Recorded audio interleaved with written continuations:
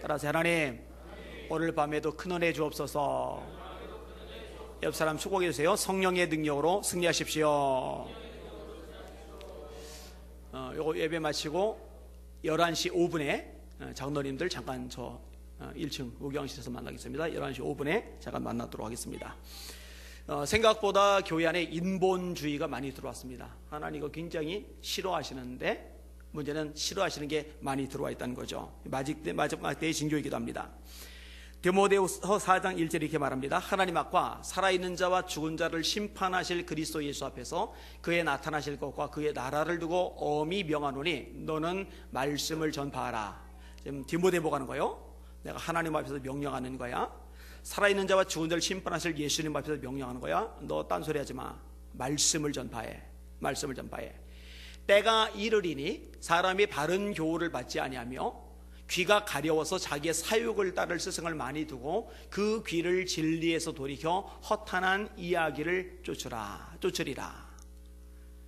자기의 사욕을 따를, 욕심을 따를 스승을 많이 둔대요. 그 귀를 진리에서 돌이킨대요.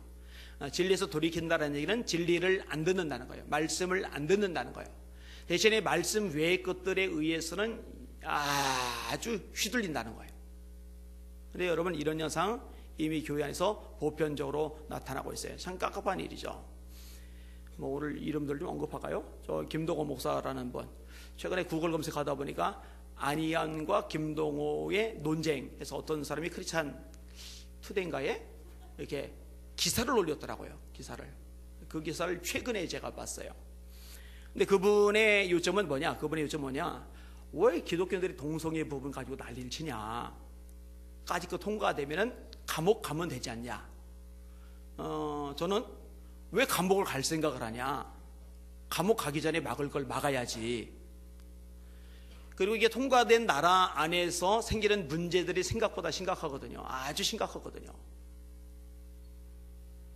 모르겠어요. 둘이 부딪혔는데 한쪽은 인본주의고 나는 신본주의다 이렇게 말을 하면 좀 뻘쭘하긴 하지만 그 말할 수밖에 없어요. 그런데 재미난 거는요, 그 양반을 추종하는 사람들이 그렇게 많아요. 젊은이들 중에 그렇게 많아요. 멋있다는 거예요. 감옥 가라지. 자기들도 가라지. 그게 뭐가 멋있는지 참 모르겠어요. 문제가 심각해요. 세상은 몰라도 적어도 교회에서는 인본주의를 뽑아내야 합니다. 그리고 다른 거 다 집어치고라도 동성애는 성경에서 죄로 규정되고 있어요.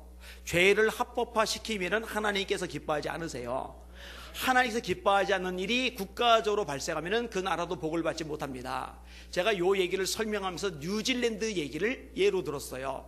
인구의 80%가 예배를 드리던 나라, 선교사를 미국 다음으로 많이 보내던 나라, 도매물과 백두산이 이 우리나라 애국가 이상으로 찬송가 수준의 국가를 가진 나라, 이런 나라가 동성애를 합법화시키고 죄악의 나라를 뒤엎었을 때 영적인 것이 완전히 허물어졌다는 거, 지금 그 나라가 예배 출석률이 5%밖에 안 된다는 거, 선교할 동력을 완전히 잃어버렸다는 거, 더 이상 기독교의 힘이 역동적으로 펼쳐나가지 못하고 있다는 거, 그리고 우리나라도 그렇게 닮아갈 수 있는 과정 속에 있다는 거, 이걸 왜 인지하지 못할까? 참 안타깝고 속상합니다. 다시 말합니다. 세상은 몰라도 교회에서는 인본주의를 뽑아내야 합니다. 오늘 본문에서 예수님이 아주 단호하게 이 부분을 지적하고 계셔요. 오늘 이것을 생각을 해볼 겁니다. 설교 제목 따라합시다. 교회에서 인본주의를 뽑아내라. 아까 제목 설명할 때 좀 헷갈렸죠. 다시 한번, 교회에서 인본주의를 뽑아내라. 우리 교회에서, 한국에서 인본주의가 다 뽑혀나가기를 주님의 이름으로 축원합니다. 오늘 본문에 보니까 전통을 어긴다고 시비하는 이 종교 지도자들의 모습이 나와요. 1절, 2절을 같이 읽을게요. 시작. 그때 바리새인과 서기관들이 예루살렘으로부터 예수께 나와 이르되 당신의 제자들이 어찌하여 장로들의 전통을 범하나이까? 떡 먹을 때에 손을 씻지 아니하나이다. 질문. 성경에서 떡 먹을 때 손을 씻어야 된다라는 말씀이 있어요, 없어요? 두 가지 대답이 다 나왔네. 자, 다시, 성경에서 떡 먹기 전에 손을 씻어야 된다라는 말씀이 있어요, 없어요? 네, 없어요. 이건 누가 만든 거예요? 장로들의 전통이라고 되어 있죠. 지도자들이 만든 거예요. 전통은 나쁜 건 아닙니다. 인습은 나쁜 거죠. 그래서 전통과 인습을 구분해서 인습은 버려야 될 것, 그리고 전통은 잘 가꾸고 보살펴야 될 것, 이런 식으로 중학교, 고등학교 때 배웠던 기억이 저에게도 있어요. 전통은 나쁜 건 아니에요. 잘 지켜나가면 유익한 부분이 있어요. 그러나 전통이 진리는 아닙니다. 그리고 다시, 전통이 말씀은 아닙니다. 전통을 지키지 않은 것 때문에 정죄하고 비방해서는 안 된다는 거죠. 자, 예를 들어서 십자가는 예배당 중간에 있어야 된다. 이거 진리예요? 말씀이에요? 근데 어떤 목사님이 부임해서 십자가를 왼쪽에 옮기고 빔 프로젝트를 가운데로 쐈다고, 세상에 빔 프로젝트에 의해서 십자가가 옆으로 밀려났다고, 교회가 타락했다고, 큰일 났다고 막. 그게 뭐예요? 그게 어디서 그런 게. 강대상에는 절대로 신발 신고 올라가서는 안 된다고. 신발 신고 올라가는 거 다 벼락 맞는다고. 우리 교회는 신발 안 신고 올라와요. 다 이렇게 벗어서 올라와요. 그런데 이거 그냥 깨끗하게 쓰느라고 그러는 거지, 여기 신발 신고 올라가면 벼락 맞고 그런 거 아니에요. 애들 발표회 같은 걸 때는 그냥 신고 올라가게 만들기도 해요. 그런데요, 이거 가지고, 이거 성경에 없는 내용들이에요. 예배 때는 찬송가만 불러야 된다고. 왜 찬양 인도자가 찬송가가 아닌 것들을 부르고 있느냐고. 예배는 찬송가만 불러야 돼요? 요거 안 부르고 다른 거 부르면 안 되는 거예요? 아니요. 삼일째 하나님을 높이는 거면 다 돼요. 할렐루야. 그런데요, 요런 것들이 이제 교회의 전통으로 자리 잡는 거죠. 주일 오전 예배의 기도는 장로가 해야 된다. 이것도 분란이 된 교회들이 있어요. 그런데 장로가 아닌 사람을 주일 오전 예배 대표 세웠더니 들고 일어난 거죠. 우리 교회는 아무도 들고 일어나지 않았어요. 그런 교회 어디 있어요? 그게. 그런 건 진리가 아니에요. 근데 진리가 아닌데 마치 그게 진리라고 되는 양 자리를 잡고서 이것을 어겼을 경우 여접시 정죄가 들어가고, 여접시 공격이 들어가고, 여접시 비방의 소리를 들어야 되는 이런 것들, 생각보다 교회 안에 많이 있어요. 자, 왜 떡 먹을 때 손 안 씻습니까? 당신이 쟤들 문제 많습니다. 이렇게 종교 지도자들이 따지고 드니까 예수님이 반문을 해서요. 자, 3절을 같이 읽어볼게요. 시작. 대답하여 이르시되 너희는 어찌하여 너희의 전통으로 하나님의 계명을 범하느냐. 여러분, 전통이 위에 있어요? 계명, 말씀이 위에 있어요? 그죠? 당연히 말씀이 있죠. 예수님이 뭐라고 반문하는 거예요? 너희는 너희의 전통으로 계명을 범하고 있어. 그리고 구체적인 얘기가 나와요. 자, 4절, 5절, 6절입니다. 시작. 하나님이 이르셨을 때 네 부모를 공경하라 하시고 또 아버지나 어머니를 비방하는 자는 반드시 죽임을 당하리라 하셨거늘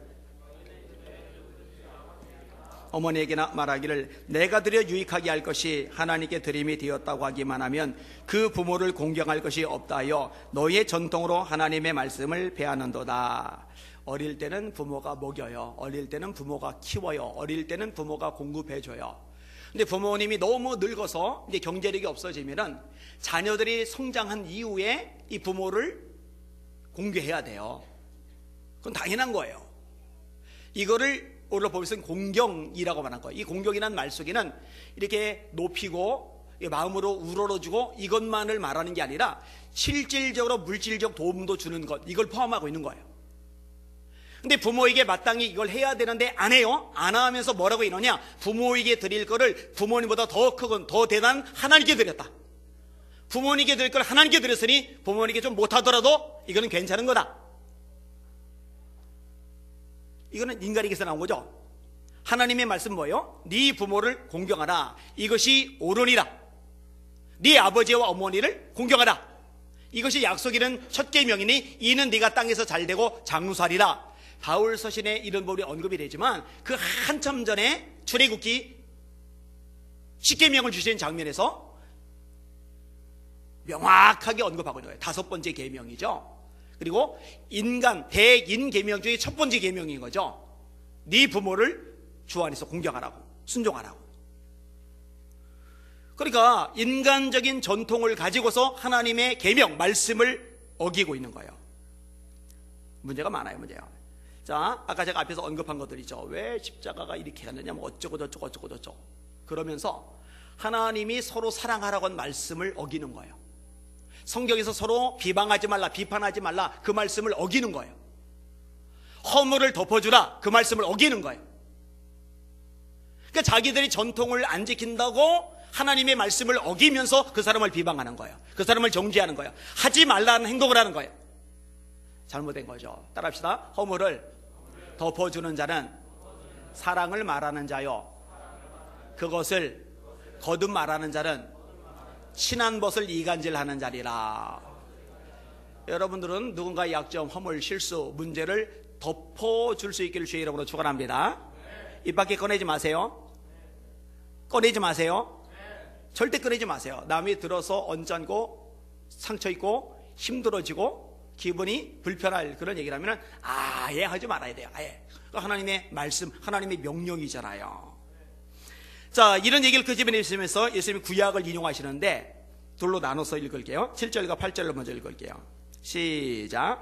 외식하는 자들아, 이사야가 너희에 관하여 잘 예언하였도다. 일러스되 이 백성이 입술로는 나를 공경하되 마음은 내게서 멀도다. 말로는 하나님을 공경한대요. 근데 마음은 하나님에게서 멀대요. 그러니까 말과 마음이 달라요. 이것을 가리켜서 앞부분에 외식하는 자들. 외식이 뭐예요? 위선이 뭐예요? 말은 번지르르한데 마음은 아닌 거예요, 사실은요. 근데 마음이 안 그런 그 증거가 뭐냐? 하나님의 계명을 안 지키는 거죠. 예수님이 요한복음 14장 21절에 이렇게 말씀합니다. 나의 계명을 가지고 지키는 자라야 나를 사랑하는 자리. 나를 사랑하는 자는 나의 아버지께 사랑을 받을 것이요, 나도 그를 사랑하여 그에게 나를 나타내리라. 누가 예수님을 사랑한다고요? 사랑은 마음으로 하는 거죠. 누가 예수님을 사랑한다고요? 계명을 지키는 자가 예수님을 사랑한다고요. 예수님을 사랑한다라고 말하면서 계명을 지키지 않는 사람은 말만 번지르르한 거예요. 사실 마음으로 예수님을 사랑하지 않는 거예요. 사랑하면 반드시 주님의 계명을 지키게끔 되어 있어요. 예수님이 이 부분을 굉장히 강력하게 강조를 하셔요. 여러분, 팔복이 나오는 산상수훈, 마태복음 5장, 6장, 7장의 결론 부분, 이 부분을 제가 반복적으로 여러분들에게 인용해 드리잖아요. 그날에 많은 사람이 나에게 이르되, 소수가 아니라고 많은 사람이 나에게 이르되, 주여 우리가 주의 이름으로 선지자 노릇하며 귀신을 쫓아내며 많은 권능을 행하지 아니하이나이까. 그때 내가 저에게 밝히 말하되, 내가 너희를 도무지 알지 못하니 불법을 행하는 자들아 내게서 떠나가라리라. 그러므로 내 말을 듣고 지키는 자는 그 집을 반석 위에 지은 지혜로운 사람 같으리니 바람이 불고 비가 나고 창수가 나서 그 집에 부딪히되 무너지지 아니하나니 이는 그 집을 반석 위에 놓은 연고요, 내 말을 듣고 지키지 않는 자는 그 집을 모래 위에 지은 어리석은 사람 같으리니 바람이 불고 비가 나고 창수가 나서 그 집에 부딪히되 무너짐이 심하리라. 이게 결론이에요. 니들 지혜로운 사람이 되는 비결을 알려줄게. 세상 환난, 시련, 문제 닥쳐도 무너지지 않는 신앙이 되는 비결을 알려줄게. 내 말을 듣고 지켜 행해. 그럼 너희들 견고한 신앙이 될 거야. 지혜로운 믿음의 사람이 될 거야. 절대로 요동하지 않게 될 거야. 그런데 내가 가르치는 말을 듣기만 하고 순종하지 않고 지키지 않으면 너희들의 신앙은 어느 계기만 주어지면 여지없이 무너져 버릴 거야. 그것처럼 미련한 존재로 전락해버리고 말 거야. 요게 결론이에요. 우리가 그 가르치심에 논란이, 그 가르치신 것이 권위 있는 자와 같고 저희 서기관들과 바리새인 같이 아니함일러라. 이렇게 해서 마태복음 7장이 끝이 납니다. 여러분, 말씀을 지키는 사람 되시길 주의 이름으로 축원합니다. 전통에 목매지 말고 말씀에 목을 매세요. 전통에 목매지 말고 진리에 목을 매세요. 그게 하나님이 원하시는 삶의 모습이에요. 자, 그러면서 구약 인용이 또 해요. 다음 거 마저 읽어볼게요. 9절입니다. 시작.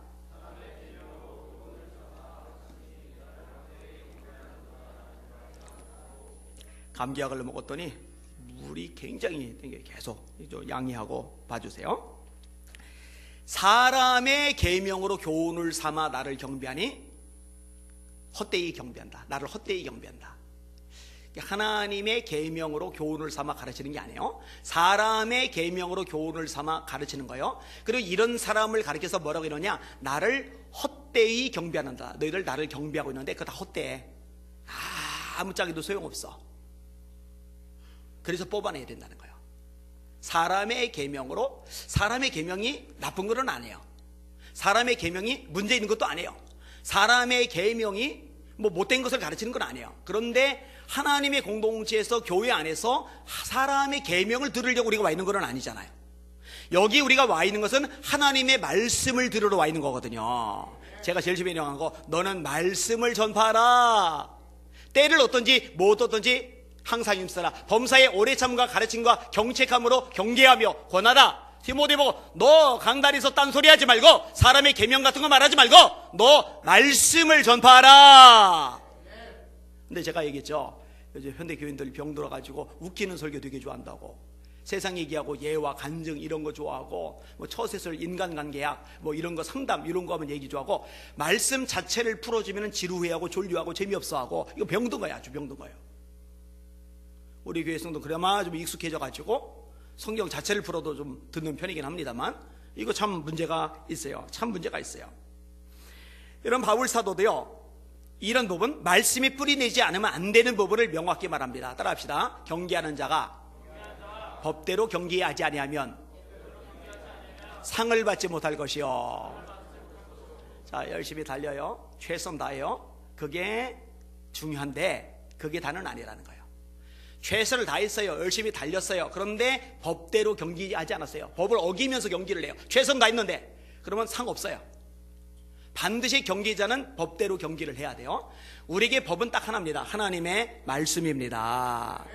말씀대로 신앙의 경주를 해야 되는 거죠. 교회는 철저하게 말씀의 뿌리를 내려야 돼요. 자, 지금 처음에 문제 제기가 뭐냐? 입에 들어가는 거. 근데 손을 씻지 않고 먹는 거.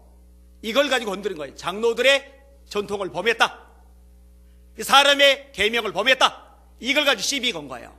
그거에 대한 결론을 주님이 이제 말씀하셔요. 10절과 11절 읽을게요. 시작. 무리를 불러 이르시되 듣고 깨달으라. 입으로 들어가는 것이 사람을 더럽게 하는 것이 아니라 입에서 나오는 것이 사람을 더럽게 하는 것이니라. 입에 들어가는 게 여러분을 더럽게 만들지 않아요? 화장실 가서 볼일 보고서 손 안 닦고 먹으면은 지저분하죠. 그죠? 알면은 참 눈살 찌푸려지죠. 근데 그게 그 사람 존재를 더럽히지는 않아요. 그럼 뭐가 사람을 더럽히느냐? 입에서 나오는 것이 사람을 더럽혀요. 이게 무슨 말인지 베드로가 이해를 못해요. 질문을 던져요. 예수님이 그에 대한 답을 말씀하셔요. 자, 15절부터 20절까지 꽤 길죠? 같이 읽을게요. 시작. 베드로가 대답하여 이르되 이 비유를 우리에게 설명하여 주옵소서. 예수께서 이르시되 너희도 아직까지 깨달음이 없느냐? 입으로 들어가는 모든 것은 폐로 들어갔어. 그래서 나오는 것들은 마음에서 나오나니 이것이야말로 사람을 더럽게 하느니라.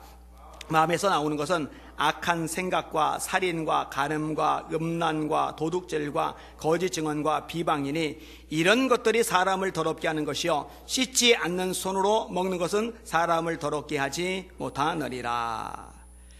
참 성경에서 말에 대한 부분을 많이 강조하죠. 정말 많이 강조하죠. 너희들 먹는 거 그건 사람 더러워지는 거 아니야. 너희들 입에서 나오는 게 사람을 더럽혀. 그거 마음에서 나오거든. 그러면서 다양한 것들을 끄집어내고 있어요. 여러분 성경 계속 읽어봐요. 이 말 얘기를 계속 강조하고 있죠. 그러니까 저도요 성경대로 설교하다 보니까 여러분에게 말 얘기를 계속 강조하게 될 수밖에 없는 거예요. 따라합시다. 부정적인 말 하지 말라. 불신앙의 말 하지 말라. 음란의 말 하지 말라. 비판하는 말 하지 말라. 하지 마시기를 주의 이름으로 축원합니다. 왜냐면 이 말이 사람을 망하게 만들거든요. 사람을 더럽히게 만들거든요. 엘리사가 내일 이맘때에 곡식을 싼 값에 먹을 수 있을 것이라고 말씀을 전했더니 이 말씀을 못 믿어요. 누가? 왕의 장관이. 가만히 나 있지 말을 하는 거예요. 하나님이 하늘에 창을 내신들 이런 일이 가능하겠습니까? 엘리사가 발끈해서 네가 네 눈으로 곡식을 볼 거야. 근데 네 입으로 곡식을 먹지는 못할 거야. 왕이요 성문 지키는 무리들을 리더로 세워놨는데 바깥에 곡식이 있다는 소식을 듣고 백성들이 얼마나 배가 고팠는지 막 미친 사람들처럼 뛰어나갔는데 이 사람이 부딪혔어요. 넘어졌어요.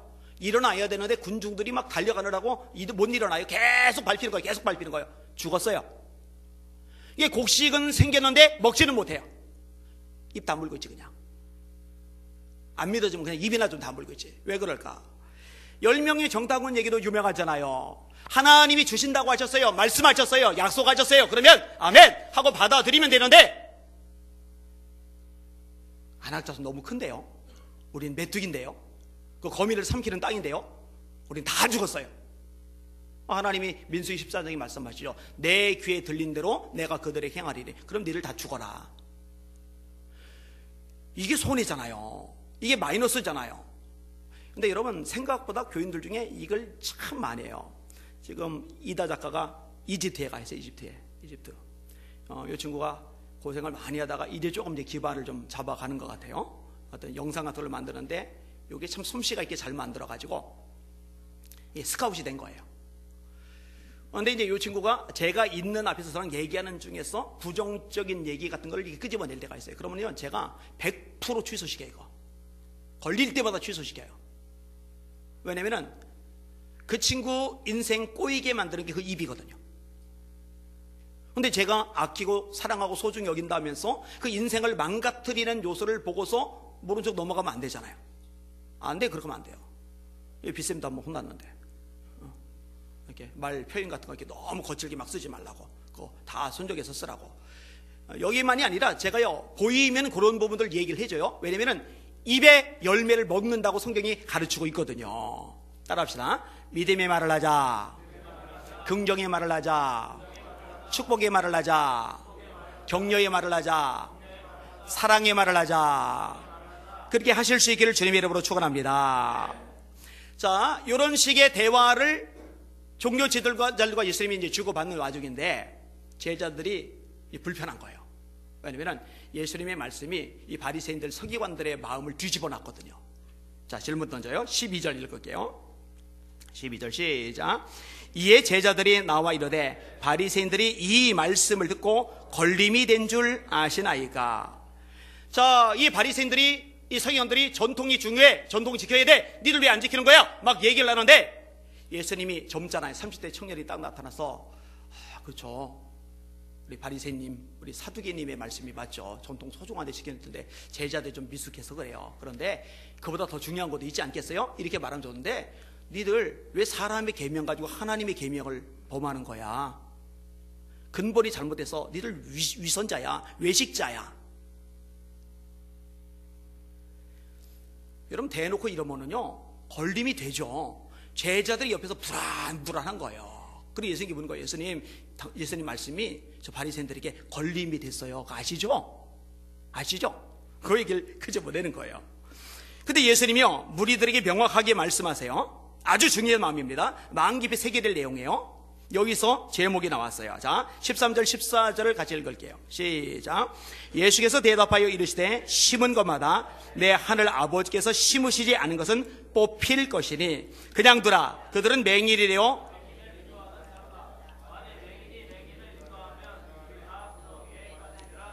아멘. 사람의 계명으로 교훈을 내고 사람의 계명으로 사람을 가르치고 사람의 계명으로 따라오는 사람을 예수님은 명확하게 뭐라 말씀하냐? 그 맹인이다. 앞도 못 보는 사람이다. 근데 앞도 못 보는 사람들이 앞 못 보는 다른 사람들 끌고 간다. 결과는 뭐냐? 다 같이 구덩이에 빠진다. 왜 수없이 이 강단은 딴 얘기하는 자리가 아니라고, 말씀을 잘하는 자리라고 할까? 그럴 수밖에 없는 거예요. 그럴 수밖에 없는 거예요. 수없이 반복할 수밖에 없는 거예요. 그러게 심이 뭐냐? 따라합시다. 심은 것마다 내 하늘 아버지께서 심으시지 않은 것은 뽑힐 것이다. 하나님께로부터 나지 않은 것, 그 사람에게서 난 거죠. 사람의 계명이라는 표현이죠. 그래서 그걸 인본주의라는 말로 제가 묶은 거예요. 사람 중심, 사람에게서 나온 거, 그거 다 뽑힌다. 아무짝에도 쓸모 없는 거죠. 그럼 뽑히지 않는 건 뭐예요? 영원한 건 뭐예요? 하나님에게서 나온 것, 다른 말로 하면은 말씀의 뿌리를 둔 것. 너희가 거듭난 것이 썩어질 씨로 된 것이 아니요 썩지 아니할 씨로 된 것이니 하나님의 살아있고 항상 있는 말씀으로 된 것이리라. 그러므로 모든 육체는 풀과 같고 그 모든 영광은 풀의 꽃과 같으니 풀은 마르고 꽃은 시드나, 인생의 유한함을 묘사할 때 쓰는 거예요. 이사야 40장에도 나와요. 풀은 마르고 꽃은 시드나. 우리 인생이 풀이에요. 인생의 영광이 꽃이에요. 근데 이 인생이 영원히 되질 않아요. 마른단 말이에요. 영광이 끝없이 이어지지 않아요. 시든단 말이에요. 풀은 마르고 꽃은 시드나 주의 말씀은 세세토록 있도다 하셨으니 내가 너에게 전한 복을 믿고 이 말씀이라. 영원한 거는 딱 하나요. 하나님 말씀뿐입니다. 이 말씀을 다른 말로 하면 하나님의 뜻. 그래서 요한에서 2장 15절은 이렇게 말씀합니다. 이 세상이나 세상에 있는 것들을 사랑하지 말라. 누구든지 이 세상을 사랑하면 아버지의 사랑이 그 속에 있지 아니하니 이는 세상에 있는 모든 것이, 이것도 인본주의예요. 세상에 있는 모든 것, 세상에 있는 모든 것이 육신의 정욕과 안목의 정욕과 이생의 자랑이니 다 아버지께로부터 온 것이 아니요 신적인 게 아니라는 거예요. 세상으로부터 온 것이니 이 세상도 그 정욕도 다 지나가되 오직 하나님의 뜻을 행하는 사람은 영원히 거하느니라. 하나님의 뜻을 행하는 사람, 말씀을 행하는 사람을 말하는 거죠. 그 사람은 영원히 거하느니라. 이렇게 말씀하고 계시는 거예요. 자, 교회 인본주의를 뽑아내라. 제가 몇 가지 예를 좀 들어볼게요. 자, 신사참배 회개 운동이 얼마 전에 교계 유력한 인사들 중심으로 체육관에서 진행이 됐죠. 됐어요? 한국교회가 잘못한 부분이 있어요. 분명히 신사참배에 동조한 지도자들과 성도들이 있어요. 그런데 고은시 측 같은 교단은 다 반대한 사람들 중심으로 모여진 거예요. 우리 교단에서도 여기 합류했던 지도자들 있지만 그럼에도 불구하고 그렇지 않은 사람들 많아요. 교단 해산도 당했어요. 학교도 폐쇄당하고 고난 많이 당했어요. 주기철 목사님 같은 분도 대표적인 경우죠. 자, 아무튼 초교파적으로 회개운동을 했어요. 이거 몇 차례 반복됐어요. 근데 올해 또 해요. 그래서 교회 언론에, 한국교회 언론에 34개 교단인가가 이렇게 연합해서 만든 단체요. 이 한국교회 언론에서 이거 하지 말라.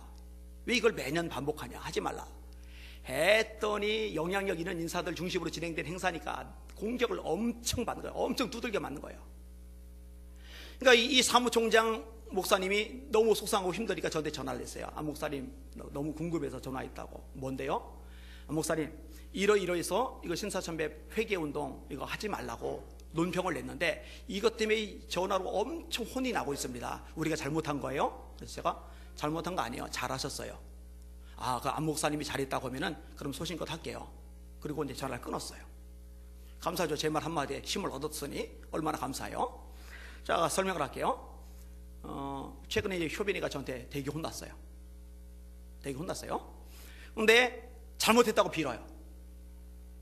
근데 다음날 학교 끝나고 오더니 제 앞에 무릎을 딱 꿇더니 아버지 제가 죽을 죄 졌어요. 잘못했어요. 어제 내가 알았다고 했잖아. 어제 혼났잖아. 그래 알았어. 그래 앞으로 그러지 말자. 네. 다음날 밤에 딱 오더니 또 제 앞에 무릎을 꿇더니 아버지 제가 잘못했어요. 저를 용서해 주세요. 그래. 야 지금 벌써 세 번째야. 그만해. 이제 그만해도 돼. 다음날 또 와서 무릎 꿇어요. 그럼 맞아야죠. 하나님이 치매에 걸린 노인이에요? 동이서에서 먼 것 같이 너희 죄를 너희에서 멀리 옮기셨으며 구약에 말씀하잖아요. 만일 우리가 우리 죄를 자백하면 저는 미쁘시고 의로사 우리 죄를 깨끗게 하신다고. 모든 불의 소리를 깨끗게 하신다고. 우리 죄를 사하시며 모든 불의 소리를 깨끗게 하신다고 말씀하잖아요. 철저하게 매달려서 통에 자복했으면 하나님이 용서하심을 믿으면 되는데 다음에 하나님 용서해 주세요. 다음에 하나님 용서해 주세요. 작년에 용서했는데, 작년에 재작년에 용서했는데, 작년에 재작년에 재재작년에 용서했는데 또 여러분 이걸 하잖아요. 세상 언론은 이런 것도 좋아요. 와, 저 진보적인 기독교인들, 의식 있는 종교 지도자들, 그 인본주의입니다. 왜 세상 언론 따위에, 왜 세상 여론 따위에 놀아나요? 그리고 이런 짓거리 한번 할 때마다 기독교 저 친일이구나, 저 기독교 친일이구나, 아주 그냥 이미지를 거기에 딱지를 쳐버려야죠.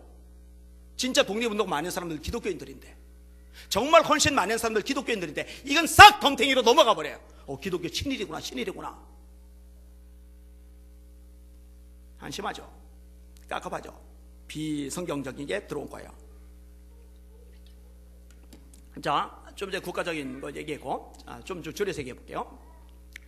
서울에 한 교회가 있는데 이 교회 목사님이 부임을 하셨어요. 근데 이 목사님이 집회를 1년 52주를 다 나가요. 그 교회 장로님들이, 야, 우리 목사님이 한국교회를 깨우는 일을 하신다. 우리가 협력하자. 우리가 기도하자. 그리고 우리 목사님이 마음껏 이 사역에 집중하도록 우리가 결의를 하자. 그래서 어떻게 결의를 내렸냐? 우리 목사님 마음껏 다니십니다. 그리고 다니신 거 주보위도 안 올립니다. 하고 담임 목사님도 없는데 자기들끼리 결의를 해버렸어요. 엄밀히 말하면 그거는 무효예요. 법적 결의가 없어요. 당회장 없이 결의되는 당회 내용은 다 무효입니다. 근데 어쨌든 그 마음가짐이 귀하죠. 이 교회가 놀랍게 하나님의 복을 받고 힘 있는 교회로 뻗어가요. 이 교회가 은평교회예요. 이병돈 목사님이시고. 참 대단한 케이스죠. 자, 반대되는 케이스 얘기할게요. 이분도 1년 내내 부흥회 가요. 이게 아무나 하는 게 아닙니다. 제가 집회 다니면요, 목사님들이 부러워요. 자기도 2달에 한 번이라도 불려가고 싶은데, 설교하고 싶은데 오라는 데가 없대요. 오라는 데가. 그래서 저한테 추천해달라고 하고, 안 목사님 요청이 너무 많아서 못 가는 거 자기 대신 가게 해달라고 그러고. 근데 그거 얘기할 수가 없어요. 근데 그런 부탁을 자꾸 해요.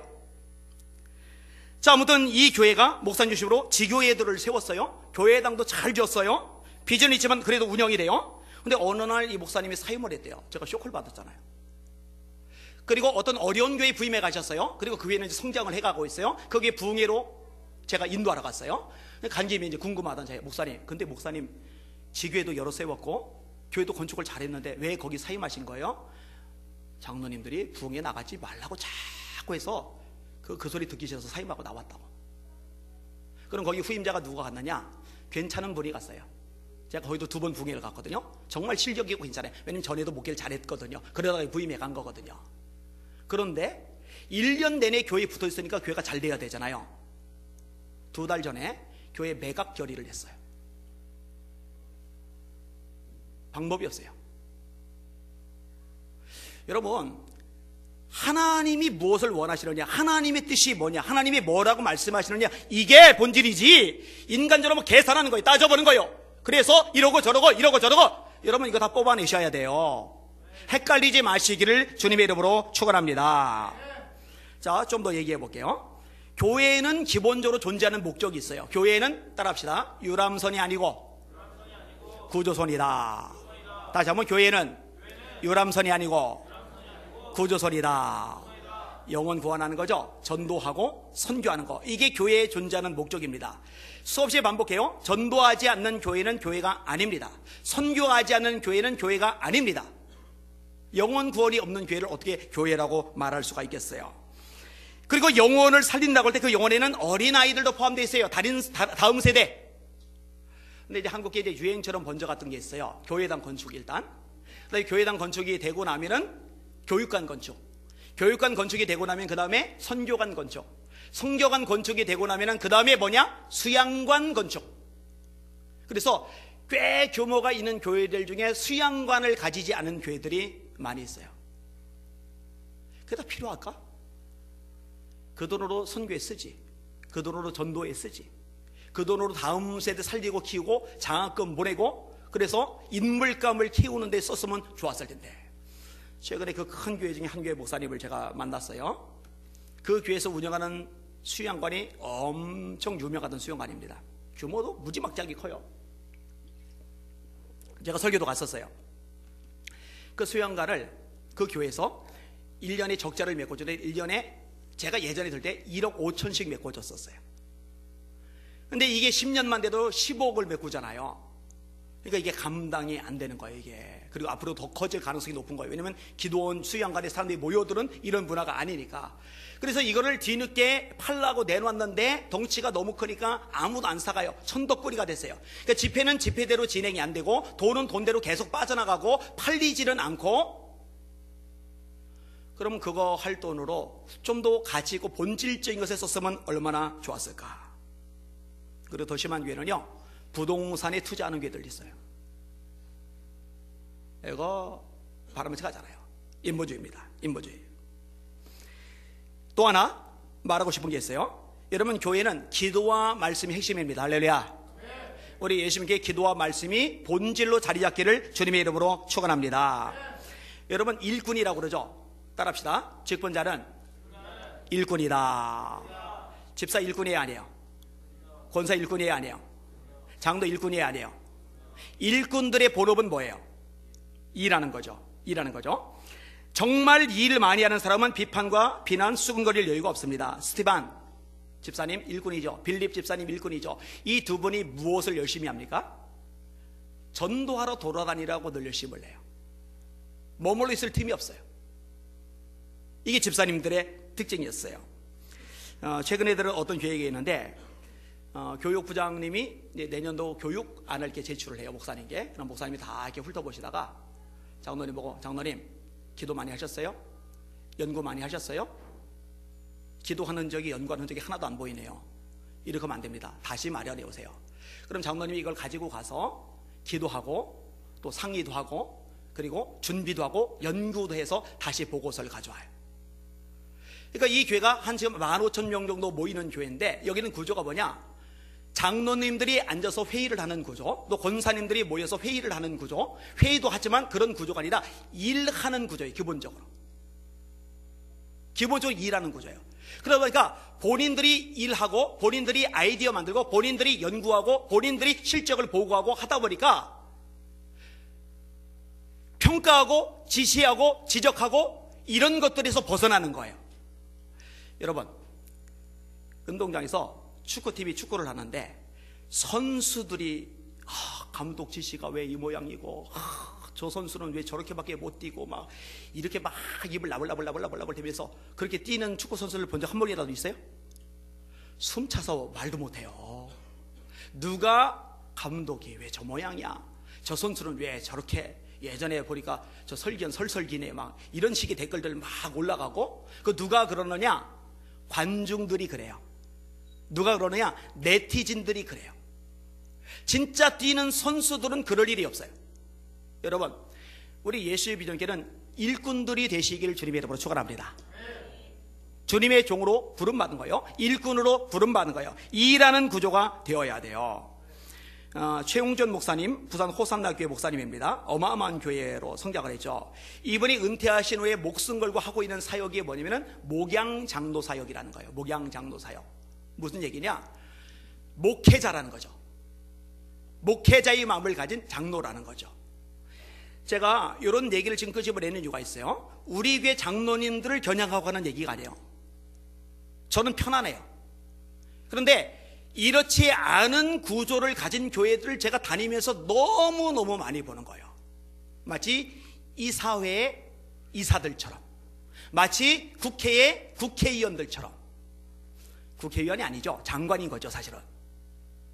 국회의원들은 지적하지만 장관은 일하고 일한 걸 보고하는 거죠. 그리고 국회의원들은 대통령 견제하지만 장관은 대통령을 보조하는 거죠. 요 개념들이 엉망이 된 교회들이 되게 많아요. 그래서 대전의 한 교회 목사님은 부임하고 나서 우황청심환을 300통을 먹었대요. 제가 그 얘기 듣고 가슴이 아파요. 어떤 교회는요, 심지어 목사님 설교에 대해서 이건 이렇고 저런 거 듣고 그때 아주 집중적으로 지적사항이 나온대요. 그래서 제가 그 목사님 보고, 목사님 다른 건 몰라도 설교 가지고 건드리는 거 이거는 목을 걸고 싸우세요. 사임하고 나오더라도 그건 그냥 놓으면 안 됩니다. 그 영혼들 다 죽습니다. 다 망가집니다. 그런데요, 이런 식의 교회들이 많아요. 잘 들으세요. 인본주의가 한국에 들어온 거예요. 제가 자나 깨나 사나 죽으나 한국교회 지하 때부터 수술받 뛸 때도 그냥 한국교회 오매불망 한국교회인데, 왜냐면 한국교회가 성경적으로 바로 서야, 말씀대로 바로 서야 그 힘 가지고 뻗어갈 거 아니겠어요. 말씀에 바로 서야 하나님이 축복하시고 능력 주시고 영양 주실 거 아니겠어요. 여러분, 이런 애절한 마음을 여러분도 같이 공유하게 해달라고 기도하시길 주의 이름으로 축원합니다. 나를 위해 기도하는 것, 내 자식을 위해서 기도하는 것 이상으로 이 땅의 교회를 위해서 기도할 때 애간장이 녹는 제 마음, 하나님의 마음이 있게 하여 주시옵소서. 쉽지 않아요. 제 아내조차도 이 마음을 가진 게 최근 일이니까. 다른 교회 집회에서 저 따로 왔다가 각자 자기 교회에서 기도하라는데 하나님 우리 예수 비전 하는데 한국교회 기도가 나와가지고 본인이 놀랐거든요. 그게 하나님 아버지의 마음이시거든요. 하나님 한국교회에 진짜 인본주의가 이래저래 많이 흘러 들어왔습니다. 말씀에 뿌리 내리지 않은 사람의 계명으로 말미암은, 그런데 그것이 큰 소리 쳐지는. 하나만 더 얘기하고 정리할게요. 신임투표제도, 신임투표, 이건 한번 제가 언급했어요. 저기 있구나, 박재신 집사가. 이천수 목사님, 내 교회가 신임투표를 해요. 6년간 사역하고 7년째 전교인이 투표를 해서 계속 사역을 할 건지 사역을 그만두게 할 건지 결정을 줘요. 이 얘기를 처음에 들었을 때, 언론에 나왔을 때 열광하죠. 사람들이. 아, 멋있다, 쿨하다, 진보적이다, 아, 교회가 참 민주적이다. 제가 그 얘기 듣자마자 이건 비성경적이다 얘기했어요. 그래서 설명을 해줘서 그랬더니 잘못 알았네요, 이렇게 얘기를 하더라고요. 자, 목사를 세우시는 분은 사람입니까? 주님입니까? 확실히 있게 대답하세요. 목사를 세우시는 분은 주님입니까? 사람입니까? 주께서 혹은 사도로 혹은 선지자로 혹은 복음 전환자로 혹은 목사와 교사로 주셨으니, 주께서요, 주께서. 근데 6년 지나면은 사람들이 주체가 되어서 쓸지 말지, 사람이 주체가 돼서 또 세울지 말지 매번 결정을 해요. 이게 성경에 어디 뿌리를 두고 있어요. 그런데 그렇게 하면은요, 언론이, 세상이, 사람들이 열광을 해요. 와, 멋있다, 멋있다, 멋있다. 멋있는 게 중요한 게 아니에요. 말씀대로 하는 게 중요한 거예요. 그게 이제 소위 다수결의 원리라는 건데, 자, 생각해봐요. 다윗이 시글락성에서 성이 불타고 처자식이 끌려가고 재물이 날아갔을 때, 이래 다수결로 하면은요, 다윗 갈아쳐야 됩니다. 돌 들고 쳐 죽이려고 했으니까. 다수결로 따지면, 모세 신임투표하면 모세는 신임투표에서 매번 잘립니다. 왜냐면은 모세 갈아치려 한 적이 한두 번이 아니니까. 예수님에 대해서 신임투표하면은 제사장들의 선동을 받아서 십자가에 못 박아라, 십자가에 못 박아라, 이 군중들이 외치잖아요. 예수님은 메시아직 박탈당해야 돼요. 절대로 하나님의 일은 그렇게 진행되면 안 돼요. 하나님이 세우신 메시아는 예수님 뿐이십니다. 하나님이 이스라엘 전체의 지도자로 세운 사람은 모세뿐이에요. 하나님이 왕으로 세우셔서 기름 부어 위대하게 만드시려고 작정한 사람은 다윗이에요. 모든 사람이 반대하고 모든 사람들이 외면하고 모든 사람들이 반대표를 던진다 하더라도 하나님의 뜻이 아니면 아닌 거고, 하나님이 옳다 하시면 옳은 거고, 이게 교회고 이게 하나님의 공동체의 특징이거든요. 근데 이게요, 완전히 뒤죽박죽이 돼버렸어요. 여러분, 교회는 다수결로 하는 거 아니에요. 민주적으로 하는 거 아니에요. 교회는 말씀으로 하는 겁니다. 성령의 감동대로 하는 겁니다. 이 가장 기본적이게 무너져 버렸어요. 인본주의입니다. 정리하겠습니다. 오늘 설교 한번 따라합시다. 교회에서 인본주의를 뽑아내라. 그럴듯해요. 아주 그럴듯해요. 이래야 되잖아, 이래야 되잖아, 이래야 되잖아, 그럴듯해요. 근데 성경적으로 파고 들어가면 아니에요. 하나님 말씀과 반대돼요. 그런데 그런 사람들이 인기를 끌어요. 그런 사람에게 사람이 따라가요. 아까 제일 처음에 인용했죠? 바른 교훈을 받지 않고 귀가 가려서 자기의 사욕을 따를 시선을 많이 두고 그 귀를 진리에서 돌이켜 허탄한 이야기를 쫓으리라 막 쫓아가요. 막아야 돼요. 인본주의를 뽑아내주세요. 이게 한국교회를 위한 중요한 기도 제목이 될 것입니다. 이 기도 꼭 하시기를 주님의 이름으로 축원합니다. 아멘. 우리 말씀 잡고 기도하기 전에 찬양하러 같이 부를게요.